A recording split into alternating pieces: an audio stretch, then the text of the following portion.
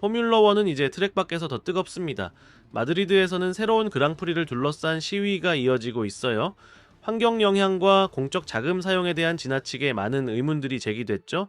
자, 그럼에도 시 당국은 그랑프리는 반드시 열린다고 확언하고 있습니다. 한편 아우디는 절대 다시 듀얼 엔진으로 돌아가지 않는다고 강조하며 하이브리드와 지속 가능한 연료 기술에 집중하겠다는 분명한 방향을 보여주었어요. 기술과 미래의 흐름을 정확히 맞추려는 의지입니다. 그리고 마라넬로에서는 페라리의 내홍이 점점 더 깊어지고 있습니다. 아우디로 핵심 인력이 이탈하고 에이드리언 유이는 거부당했고 몬테제몰로는 리더십과 성과 부족을 직설적으로 비판하기까지 했죠. 영상이 마음에 드셨다라면 좋아요, 구독, 하이프 버튼 꼭 눌러주시고요. 모든 출처는 설명란에 정리해두었습니다.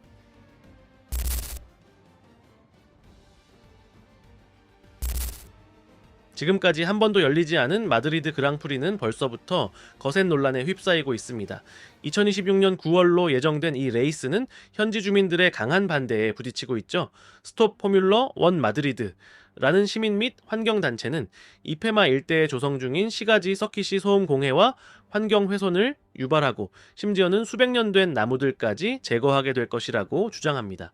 게다가 공공 예산이 투입되는 점도 대형 이벤트에서 늘 나오는 비판 중 하나입니다. 흥미로운 점은 이게 마드리드만의 이야기가 아니라는 겁니다. 자, 포뮬러1은 그동안 마이애미, 라스베이거스, 몬트리올 등 도심 서킷을 추진할 때마다 현지 주민들과의 마찰을 겪어왔습니다. 도시를 일시적인 서킷으로 바꾸는 데 따른 소음, 교통, 환경 문제는 모두 시민들이 떠안고 실질적인 이익은 조직위원회나 개최사에 돌아가는 구조. 마드리드는 이제 시작도 전에 이 피로감이 먼저 쌓이고 있는 겁니다. 그런데 마드리드시는 한 치의 흔들림도 없습니다. 시장 본인은 레이스 유치를 재확인했고 공사도 예정대로 진행하겠다고 밝혔습니다. 즉 시민들의 우려와 반대에도 불구하고 대회는 강행될 가능성이 높다는 뜻이죠. 이건 마드리드의 현재를 상징하는 강한 대비를 보여줍니다. 한쪽에는 지역의 미래를 걱정하는 주민들이 있고 다른 한쪽에는 포뮬러1을 통해 관광과 마케팅 효과를 얻고자 하는 도시가 있습니다. 또 다른 문제는 팬들의 반응입니다.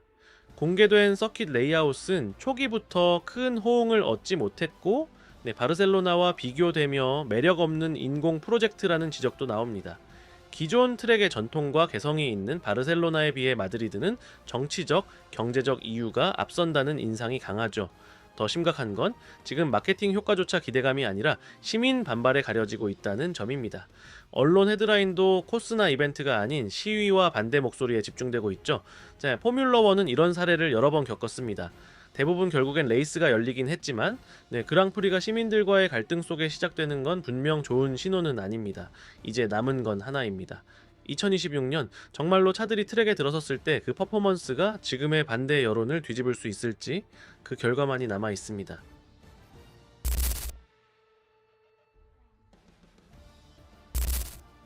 마드리드가 시위로 시끄러운 한편 아우디는 조용히 그러나 단단하게 2026년을 향한 준비를 이어가고 있습니다. 자, 최근 아우디는 다시 한번 자연흡기 듀얼 엔진 복귀에 반대 입장을 분명히 했습니다. 이유는 명확하죠. 자, 그들이 F1에 뛰어든 배경은 에너지 효율성, 첨단 하이브리드 기술, 그리고 지속 가능한 연료 시스템 때문입니다. 이건 단순한 기술의 문제가 아니라 미래 모빌리티와 F1을 연결하는 핵심 철학이라는 겁니다. 지금 하이브리드를 포기하는 건 그 철학 자체를 포기하는 것과 같다는 주장입니다. 이런 입장은 최근의 인재 영입과 맞물리며 더 큰 무게를 갖게 됐습니다. 페라리의 핵심 인력 2명이 아우디로 이적하는 게 확정됐기 때문이죠. 첫 번째는 울프 치머만. 그는 최근까지 페라리의 파워 유닛 프로그램을 이끈 인물로 F1 엔진 분야에서 진정한 혁신가로 평가받습니다.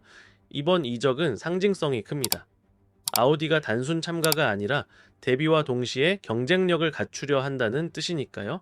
두 번째는 라르스 슈미트. 내연기관 개발 책임자였던 그는 치머만과 함께 마티아 비노토의 지휘 아래 노이부르크에서 새 프로젝트를 시작합니다. 비노토는 페라리 전 수장이자 지금의 아우디 F1 프로젝트를 이끄는 인물입니다. 이 흐름에서 가장 두드러지는 건 두 팀 간의 대비입니다.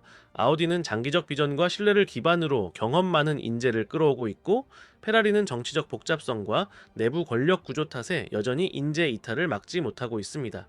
아드리안 뉴이 같은 인재를 과거 정치적 이유로 거절했던 역사도 있고 지금도 핵심 기술자들이 불확실성을 이유로 자리를 떠나는 모습입니다. 네, 물론 아우디가 2026년 첫 시즌부터 바로 성공을 거둘지는 아무도 모릅니다. 세 팀이 정상급 경쟁력을 갖추는 데는 시간이 필요하니까요. 하지만 분명한 건 하나입니다. 경쟁력 있는 엔지니어들, F1 환경에 익숙한 리더십, 그리고 명확한 철학을 가진 아우디는 새로운 시대를 준비하는 가장 진지한 도전자 중 하나라는 사실.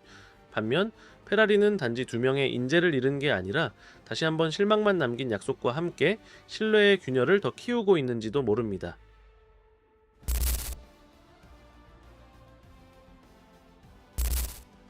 마드리드는 시위에 휩싸였고 아우디는 조용히 힘을 키우는 중입니다.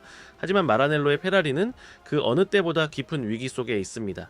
이탈리아 그랑프리 이후 2025 시즌에서도 여전히 무승이라는 결과 속에 페라리는 내부를 누구보다 잘 아는 인물로부터 가장 날카로운 비판을 듣게 됐습니다.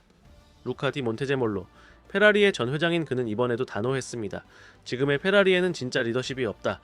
팀을 이끌 영혼이 없다. 그에 따르면 페라리는 지금 거창한 발표와 대중을 향한 약속만 있을 뿐 그 어떤 것도 결과로 이어지지 않고 있다고 지적했습니다. 몬테제몰로는 자신이 페라리를 이끌던 시절을 떠올리며 각 부서에 넘버1과 넘버2가 명확히 있었고 신뢰를 바탕으로 한 안정적인 팀 운영이 가능했다고 말했습니다. 지금의 페라리는 기술 책임자와 경영진이 계속해서 바뀌고 그럴 때마다 모든 프로젝트는 다시 처음부터 시작해야만 하는 악순환에 갇혀 있다라는 겁니다. 그리고 이 지점에서 이탈리아 언론이 가장 강하게 비판한 건 아드리안 뉴이 영입 거절입니다.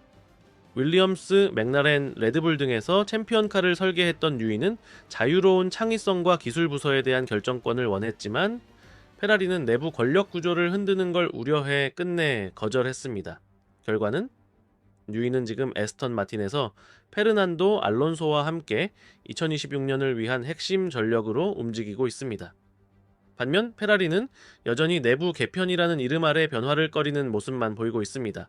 지금의 페라리는 참 애매한 위치에 놓여 있습니다. 너무 큰 이름이라 서브 캐릭터로 남을 수는 없지만 그렇다고 주인공으로 나서기엔 계속해서 뒤처지고 있죠.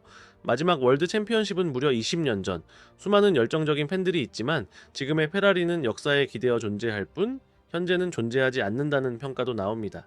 게다가 최근에는 핵심 인재들이 연이어 아우디 프로젝트로 떠나고 있고 뉴이 영입 실패, 끊임없는 수뇌부 교체 등으로 미래는 점점 더 불투명해지고 있습니다.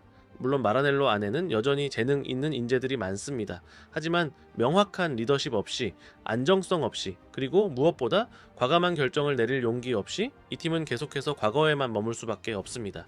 그 사이 맥라렌, 레드불, 에스턴 마틴은 이미 미래를 향해 빠르게 나아가고 있습니다. 영상이 마음에 드셨다면 좋아요, 구독, 알림 설정까지 잊지 마세요. 결승선 채널은 매일 새로운 영상으로 찾아옵니다. 모든 출처는 아래 설명란에 정리해뒀습니다. 네, 감사합니다. 다음 영상에서 또 뵙겠습니다.